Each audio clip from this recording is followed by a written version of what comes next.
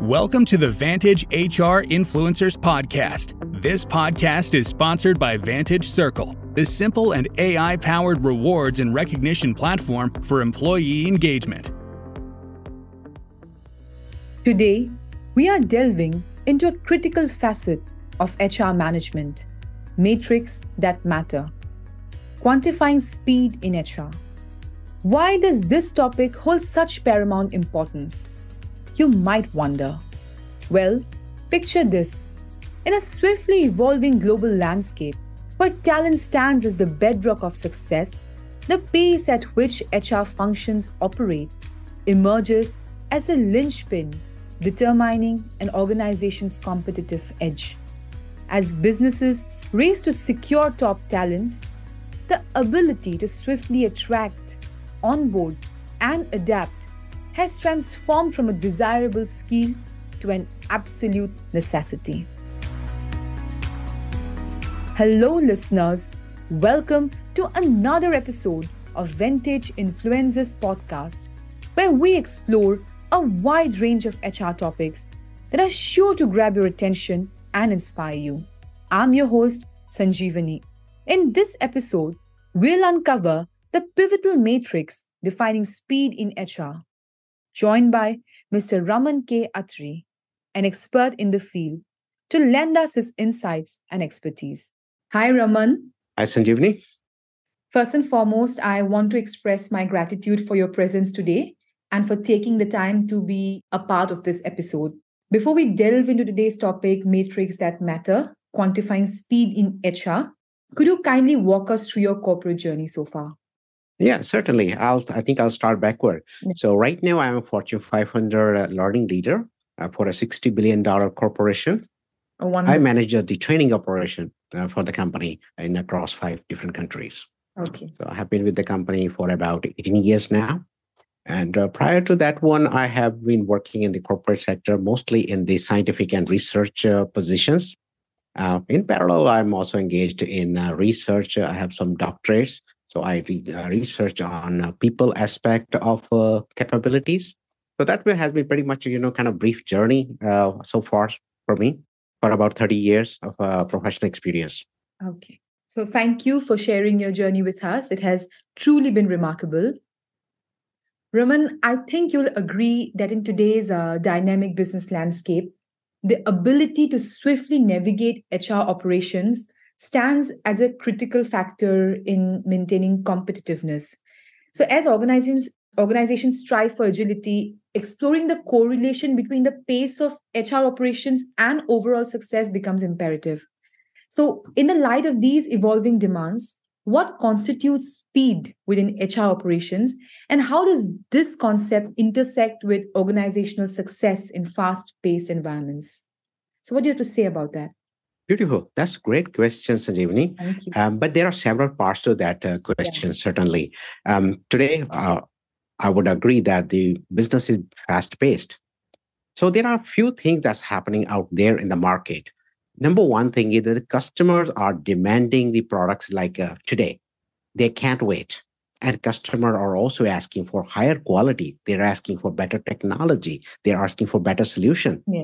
And not only the better solution and quality, they want it today. They want it at a much faster speed. They can't wait. And if they have to wait, they're going to go to a competitor. So that's the kind of competition we are seeing in the market. And most of the organizations right now are struggling with this speed, that if we are to introduce products today in the market, how soon we should make it available to customer. Yeah. So from that angle, the speed what we see today comes in the form of time to market. That could be time to market for services. If you are a services organization, it could be time to market for the product. How soon you can bring a new product to the market and make it available to the customer. Now, those things are certainly measured. Over the last 10 decades, we have been measuring time to market. And interestingly, what has happened is that the time to market used to be about 3 years on an average for major products before pandemic. Now that has gone down after the pandemic, down to about 3 months. And that's a massive contraction in terms of time. Pandemic was the main, driver because during pandemic, a lot of different organizations needed new technologies and they couldn't wait for pandemic to be over. So that has become an accelerator. So now organizations continue thinking, okay, all right, how do we produce that level of speed? So now that speed basically get translated into our operations, how we manage things in our companies, how we manage and develop our people. So that the kind of speed that we are seeing right now. But the problem is this: you cannot manage time to market directly because control externally by the competition, by what other people are doing and what customer is demanding. So the question then comes is that how do we translate market facing speed into corporate speed? And that's where I think the HR leader have a bigger role to play, because now we need to upgrade our operations, our way of thinking, and whole leadership culture, what I call speed savvy culture, in order to produce our employees, or we can say develop our employees who can produce the solution at a faster rate. So that's the kind of speed in general at a high level, what we're talking about today. And that's where, it kind of will now become success for the organization, that if they don't produce their products at that speed, if they don't shorten time to market, they are going to be out of the market pretty soon. True. Absolutely true. In the pursuit of operational efficiency, HR leaders face the challenge of quantifying the velocity of their processes and initiatives. So, as the organization pivots towards agile frameworks, identifying the key matrix becomes pivotal for assessing and optimizing the speed of HR operations. So, in this context of evolving operational strategies, which specific key performance indicators or matrix should HR leaders focus on to kind of effectively gauge and enhance the speed and efficiency of their operations? Oh, yeah, certainly. That's again a great question. But let me, bring you back to the nature of speed that the HR would need to focus on. As I said, time to market is becoming aggressive. But the then question is that how do we meet that time to market? Only possibility is that if we are able to develop our workforce at the speed of business. So that means the time to market pressures need to be translated into how fast we are going to develop our workforce. Workforce performance and development is one of the most critical thing HR leaders need to deliver. And so far, HR leader has been focusing on one thing, capabilities of the workforce. But the widespread research tells us something, that capabilities alone are not the differentiator. Because now in the market, if we see, more or less all the organizations have same kind of resources, and they have equally talented people, equally capable people. So if the capability is similar across organization, that's no longer a competitive edge. So the competitive edge for HR leader, for organization becomes is whoever can develop their workforce, their employees, their leader at a faster rate to be able to deliver a shorter time to market products or services. So that become the measurement. From that angle, what we say is that if as an organization, you can focus on people, if you as a HR leader can find out a way to measure how fast you have been developing your people and where you are compared to market, that should become your key metrics, which you should measure, track, and of course, over time, you should try to improve upon this. And this metrics, what we call is time to proficiency. So time to proficiency is something like this, that if you go to a new role, how soon you're gonna become proficient in your role. And proficiency mean how it's a state of performance where your outcomes are reliable, repeatable, and you can produce same standard of result no matter what customer, no matter what situation. So you have a high degree of repeatability, unsupervised. So that's the kind of performance or proficiency we're looking for, how soon we can develop our employees there. So the matrix that determine that speed is called time to proficiency. In a HR space, we say you might be measuring lots of other metrics, which include how fast you can hire people.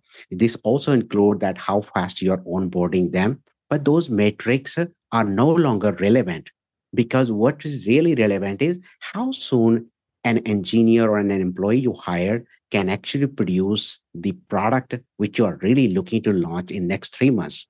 So if you are going to launch a service in 3 months, that means you should have the ability to develop your people within 2 months. And with that, you also have to have a baseline that number. You also have to be able to say whether you are better than your competitor when you benchmark or not. Currently, most of the HR leader will benchmark different set of data. Time to proficiency is not their current metrics. They don't present those metrics in their quarterly dashboard. So part of the measurement of speed, the metrics, what I recommend is called time to proficiency of the employees. So I think you've mentioned some very key points. One is that the rate at which an organization develops its workforce and time to proficiency. So I think these are the two things that you think is very critical, right? Yes, certainly pretty critical to match the speed of business. Yeah. Raman, I think it is obvious that after a point in time, organizations seek to leverage data driven approaches in order to navigate rapid changes. So, for the benefit of our listeners, could you please let us know how can HR departments harness data to derive actionable insights that facilitate quick and impactful decision making? All right. So decision making, I think, is a pretty wide area. I mean, HR leaders these days have to decide on many fronts. It could be related to talent. It could be related to benchmarking. It could actually be related to even the HR technologies. So I think the decision making in HR space has become very complex, but we are need to focus on the outcome. What exactly they are really trying to achieve. The sole goal of HR leader, the way I see is their ability to bring the right kind of talent, be able to groom them, be able to retain them, be able to develop them, and all this at a much faster speed compared to competitors. And how well they can make decisions in order to do all these operations determine their efficiency. So I think the speed of market to get translated into our operational speed from that angle. Now, part of the HR job is data. And historically, HR leaders have been gathering lots of data. In any typical corporation, data could be salary related, it could be job grades level, it could be overall demographic of the workforce. It could also be in terms of how they have been improving their metrics year over year. But most of those data are operational in nature. And what HR need is a data which is more strategic in nature. For instance, when I was doing research, what I found is that while HR leader, they pile lots of data which are related to compensation, talent demography, time to hire, and also other areas in relation to how their overall workforce is progressing and being retained. Part of that data is also what's called engagement survey. They want to know that how engaged their workforce is. But in the entire data set, the time to proficiency kind of data is not actually tracked.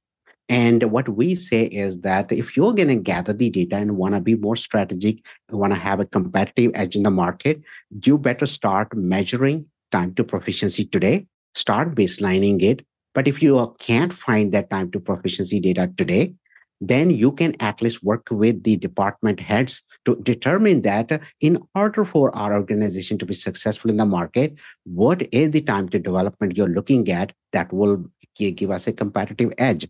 So that's one key data that HR leader need for every single critical role they have in their organization.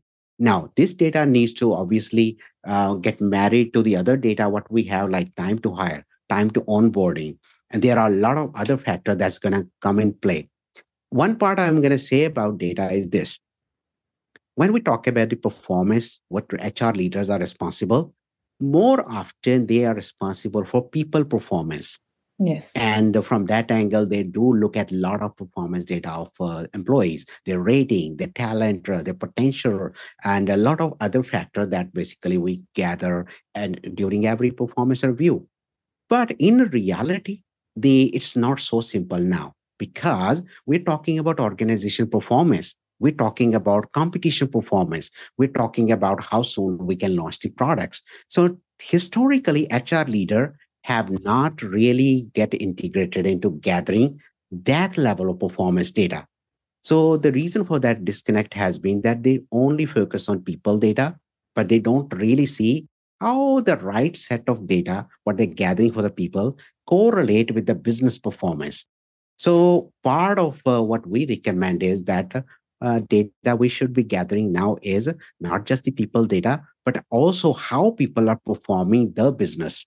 Not necessarily how they're doing the job, but are they producing the right kind of outcomes? If they are producing the right kind of outcome across the company, what's our time to deliver certain services to the customer? How much time it takes for employee in general, historically, to deliver a certain outcome, and how much we want it in the future, how much improvement we want to do. So part of what I'm saying is it's a little bit a longer answer that now we need to depend upon lots of technologies, which has a not only the ability to gather the data, but also the timestamps. Because the moment you get the timestamps on data, you can baseline, you can monitor over time, and you can see that what kind of improvement you are getting across different metrics, which can indicate how fast you are moving, how well you are improving your operation, and how fast that improvement you are seeing in terms of a business outcome. Okay. So while speed in HR operations is crucial, again, maintaining the integrity and quality of HR practices is equally vital. So, balancing the need for quick decision making driven by metrics with the assurance of maintaining high quality standards becomes a significant challenge again for HR leaders. So, with this balance in mind, how do HR leaders navigate ensuring that the pursuit of speed through metrics does not compromise the quality of their HR practices or decision making processes? Yeah, I agree. I think we need to see it from three different lenses. One is that the operation, what we call input. Input are all the things you're gonna do. You're gonna track the things. You're gonna put certain BKMs in play. You're gonna do certain policies in play. All those are inputs that eventually is gonna enable the businesses or the business units to be able to perform the job they are hired for. So from that angle, there are certain output metrics also that how do we measure the final outcome of a business unit. Now, when we say speed, there are two. The speed we are talking about is not something where we start putting aggressive timelines on the projects, like shortening the time within which you are going to accomplish a task or shortening the time in which you actually get the output. That does not determine the speed. The speed we are talking about is first time right. What's the point when your operation, your policies, your people can actually deliver first time right outcome, even if it takes longer? Oh. The part of what we realize is that when we put a mad rush on employees, when we put mad rush in our processes, we tend to accelerate our response time. We say we're going to need to do it in 6 months because historically we have done it in 9 months. When we start putting those timeline, inherently what we are doing is we're pushing our entire infrastructure, our ecosystem to chase those milestones at a higher speed. But that may actually degrade the quality. We might have to rework the thing. The output produced by the employees as well as from the HR processes may not be that effective. So what we're saying is it is okay to take longer time, but the outcome what you should receive is first time right. You shouldn't need any rework. Right. It automatically produces efficiency as opposed to doing it faster and then spending a lot of time in reworking, because reworking is going to reduce customer satisfaction. It's going to actually reduce even employee engagement if the processes are not efficient. But efficiency doesn't mean that let's do it faster. Efficiency should be more about let's produce first time right so that we don't have to ever go back and fix it. Yeah. Again, you have mentioned something very important and very crucial, that it's not just about the time taken, but to get the thing right at the very first time. So even if it takes longer time, it should be fine if the outcome is right at the very first time. Yeah. So yeah, that's a very important point. Yep. Raman, you have been witnessing how innovation in technology is redefining the way HR operates. In fact, you have mentioned earlier that technology is driving the HR operations nowadays, particularly in the realm of matrix and analytics. Given these technological shifts, how do you perceive technological advancements shaping the future of HR metrics for speed? And again, what emerging trends do you anticipate within this domain? Great. I think now is the tech area. We are seeing a lot of Yes. revolution in technology, certainly. So this question is certainly very relevant. So the way we look at is there are a couple of pieces to this one. First part is that the technology is what we use in organization. How HR guys are involved in selecting those technologies. And the second part is that how the technologies is going to change the jobs, how it's going to change the kind of skills we're going to need, and our HR leader really thinking in that direction or not. So those are the two aspects of technology that's going to impact how the future of HR metrics is going to get impacted. So let me elaborate a little bit here. From a technology standpoint, historically, organization and HR leader always have been looking for technology which is meant for efficiency. Either they wanted to automate things or they wanted to make the operation less manual. That has been always the goal of any technology the organization has purchased. And in that process, HR leaders don't necessarily get involved because most of the things are done by IT department. But now we're saying that historically, whatever technology we selected never actually accelerated our employee development. It never was geared toward measuring or baselining or even improving the speed of operations as well as employee development. So that means now we need to look at technologies which can truly accelerate some of those processes. So if we are able to accelerate those processes, obviously what is going to happen is the corresponding time to proficiency kind of metrics is also going to improve. But then that means the technology we're going to choose should be something which allow us to measure those metrics. So now a lot of new technologies have ability to have timestamps. That means every event is timed. So based on that, we can actually measure the improvement over a fairly long period of time.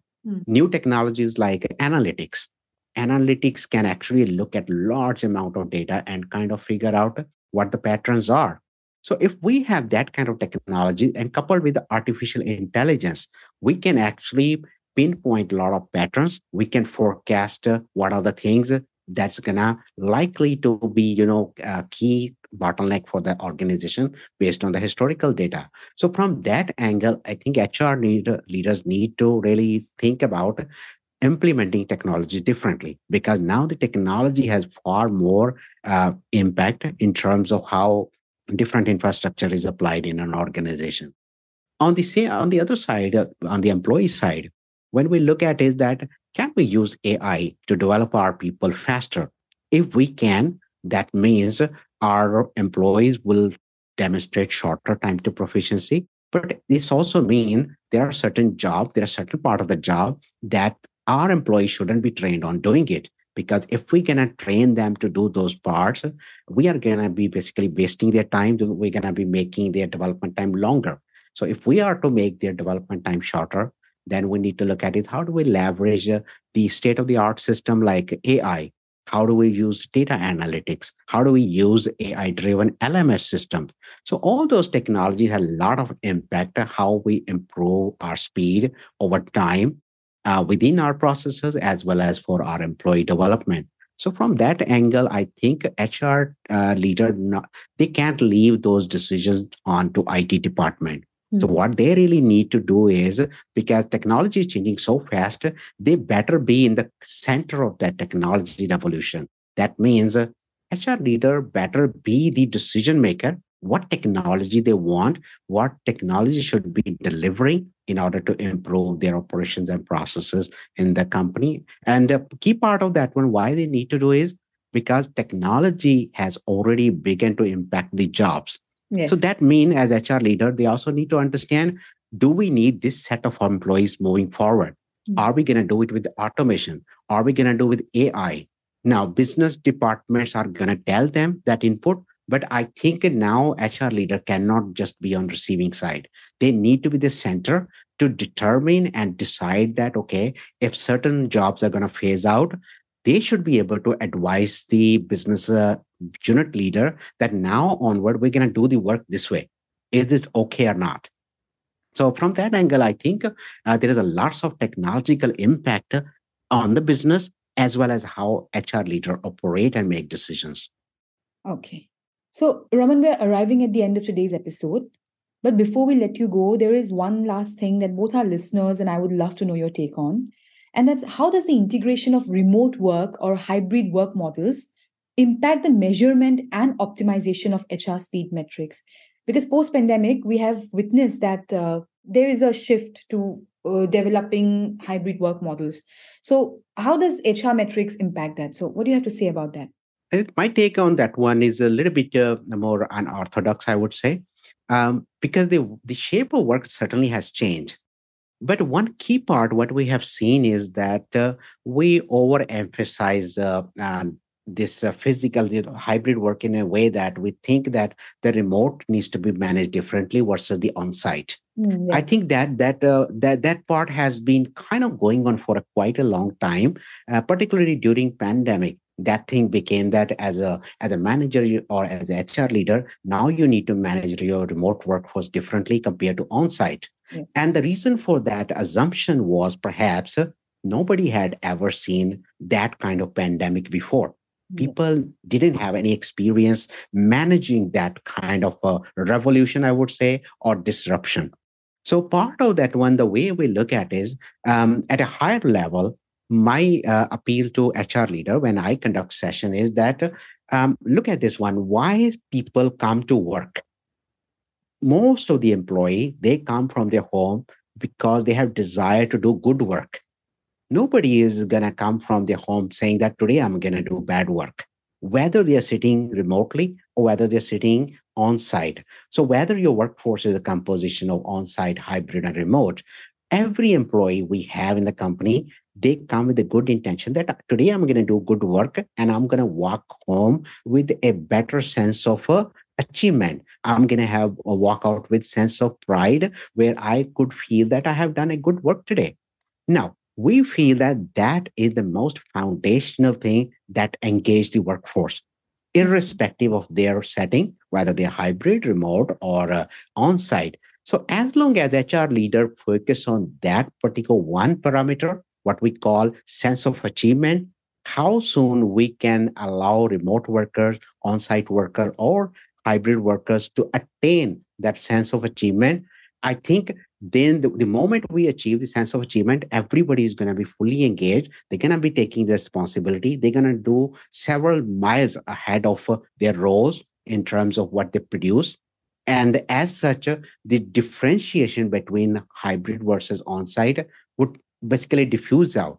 That's one of the observation what we have made the moment we change our definition of engagement.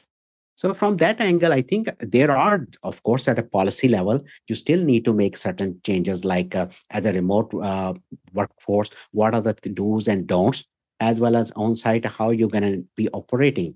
But at a high level, how we engage our workforce, that's the most critical KPI of any HR leader. So the way I see is if we focus on sense of achievement of our employees, irrespective of their working model, it is going to go a long way to optimize the overall workforce.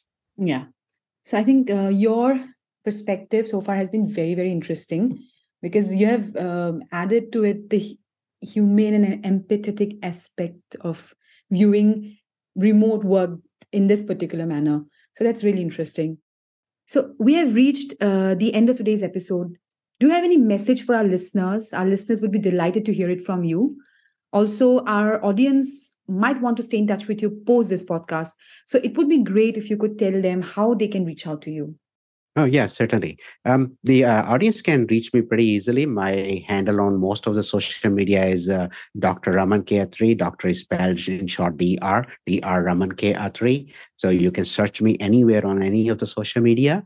Otherwise, you can actually look for my website, which is get-there-faster.com. gettherefaster.com. So that's where I kind of post a lot of learning material, a lot of other helpful tips in regards to progressing your career in your learning leadership as well as in HR leadership. So that's the kind of area where if you are interested, you could potentially visit my website. My message for the larger audience would be this, that while we are in the middle of this technological revolution, and you would see that a lot around you, the content that is floating around is more technical in nature or technological oriented. Yes. But I believe before you make any policy, before you really talk about technology, number one thing you're going to need to look at is people. Your people should be the center of your universe. Technologies are going to be there for the enabling role. So once you keep the people at the heart of it, and then you build the entire ecosystem around this, that's where you will be able to develop them faster. You will be able to even attain the metrics like time to market, provided you keep the employees and people at the center, and rest of the technology processes are basically surrounding that ecosystem. So that will be my message, that how you can kind of take it forward in this fast-paced world. Wonderful. Raman, it's been a pleasure to have you as our guest today.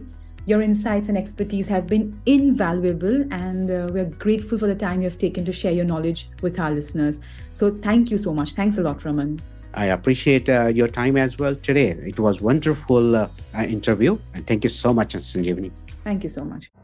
Thanks for listening to the Vantage HR Influencers Podcast. Please do subscribe to Vantage HR Influencers Podcast on Apple Podcast, Spotify, and our YouTube channel for new episodes.